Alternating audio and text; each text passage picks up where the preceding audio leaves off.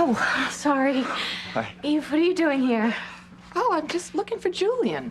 You know, he called me to say he was on his way back from the hospital seeing Alistair, and I haven't seen him, so I thought maybe he was in the library having a nightcap. Julian went to see Father in the hospital? Well, for appearance's sake, because Alistair's still unconscious. Oh. Well, we were just heading into the library ourselves. You know what? I've just remembered. I've got to help James with some counting project for nursery school tomorrow. They give out homework in nursery school these days? Can you believe it? It's quite a rough world, huh? Can I meet you back at the B&B later? Of course. I'll do some more research, and then I'll see you there. Okay, great. Drive safely. Dr. Russell? So things are going very well with you and Chris. Amazingly well. Honey, I'm so happy for you. I still can't believe it. You know, after I lost Luis, I thought that I would never be happy again. But Chris proved me wrong. He's taught me how to live, how to love again.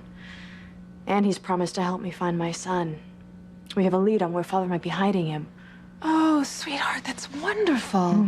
It is. If all pans out, I'll get my son back.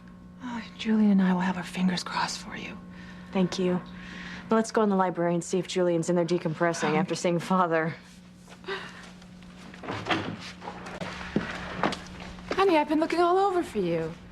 Sorry, my love. I was on my way up to bed. Teresa was in the nursery, and we came down here to talk. Teresa, you seem upset. Please don't encourage her. She knows that Ethan wants to take Gwen and Jane and leave Harmony. Oh, the transfer. What transfer? Gwen made Ethan ask Julian to transfer him to the ends of the earth just so I lose any chance of getting him back. They want some relief from the stress that Teresa's causing. No, Julian. Gwen is desperate to hold on to Ethan and steal my daughter in the process. Please help me. Please help me convince Julian not to accept Ethan's transfer out of Harmony. Look, Ethan and I love each other. We belong together, and I can't live without him any more than he can live without me.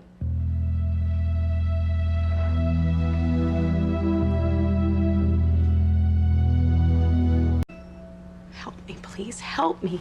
Convince Julian not to accept Ethan's transfer out of Harmony. Tell him that Ethan has to stay here with my child. I don't think that's wise, given everything that's happened. I agree with Sheridan. I don't understand. I don't understand how you can't see my side. I know you both know about true love, right? Your relationship with Luis, your relationship with Julian. True love brought you guys together and kept you together despite every single thing that happened. But Teresa, this isn't the same situation. Ethan is happily married to Gwen. No, and he he's loves not her. happily married to Gwen, and no, he does not love her. He loves me, and I love him. Teresa, Ethan loves Gwen, and you know that. That's what I told her. Not the way that he loves me. Maybe that's one of the reasons why Ethan wants to leave Harmony. So that he can make your life easier, less stressful, so you can focus on protecting little Ethan from Father. Right, and when Alistair dies, Soon, we all hope.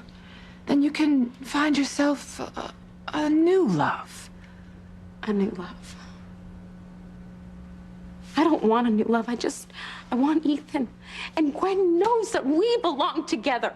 Well, I dare say Gwen would disagree. Well, then she would be lying to you. So you still think that fate will bring you and Ethan together? Absolutely. Teresa, that's not true.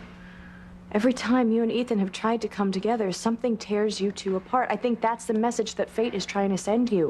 That you and Ethan just don't belong together. Wow, I can't even believe that you're saying this, Sheridan, to me. After everything that happened with you and Luis. Right? Fate brought you guys together. That's true, up to a point. But Luis is beyond my reach now. Just as Ethan is beyond yours.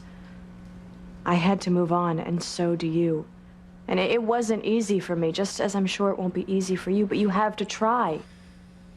Chris brought happiness to Sheridan, and once you're free of Father, I'm sure there's someone out there other than Ethan who can bring happiness to you.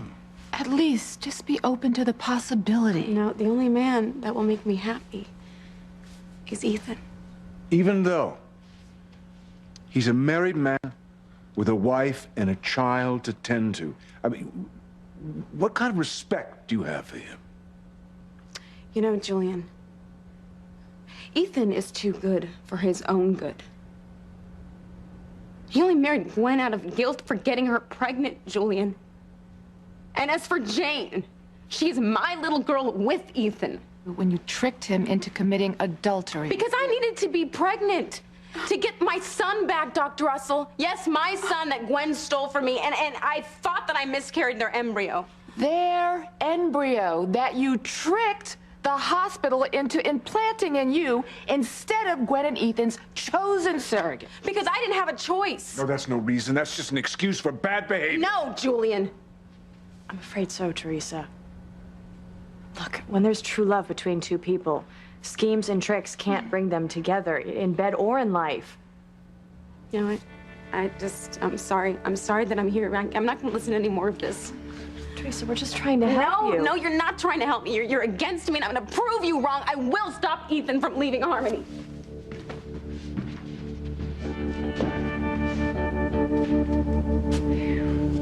I don't have a good feeling about this. Neither do I. I'm afraid Teresa's gonna have to learn the hard way when it comes to Ethan. So Julian says your Aunt Rachel may have given you a lead on Marty's whereabouts? That one of Alistair's henchmen may be keeping Beth and Marty from being found? Otto Kraus. We know he's a U.S. citizen, so we're trying to learn his whereabouts by the use of his passport. Well, you know, of all people, Julian and I know how important it is for you to find your son and bring him home. Thank you, Eve. Is Chris coming back to help you this evening? I doubt it. He remembered something he had to do with James.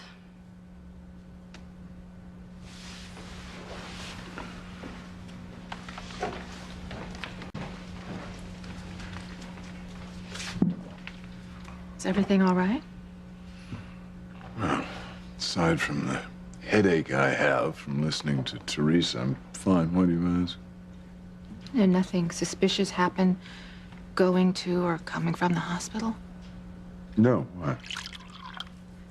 I don't know, it just occurs to me that what Alistair said before he had his stroke might be true.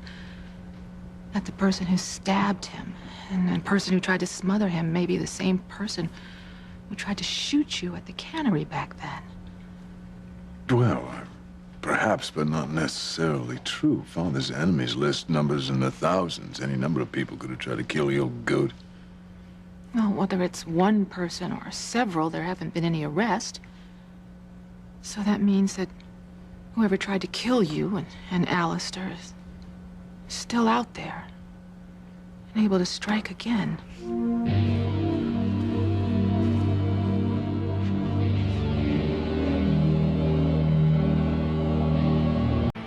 I really appreciate your concern for my safety, but I've had security increased here at the mansion since this room was ransacked and since you caught that person trying to smother Alistair. Well, what about the threat to Alistair? I think it's diminished now that he's incapacitated. I agree. Now that Father can't hurt anyone, I think whoever tried to kill him is hoping that nature finishes the job. And if Father does die, I've come to believe that Otto Kraus will no longer have any reason to hide Beth and Marty. So either she'll be on her own and easier to find, or we'll trace Marty down through Otto. Bottom line is, for the first time in a long time, I have hope that Chris and I will find Marty and bring him home. You have a lot of faith in Chris, don't you, Sheridan? I had my suspicions at first, but now I trust him completely. The man is too honest to have any secrets.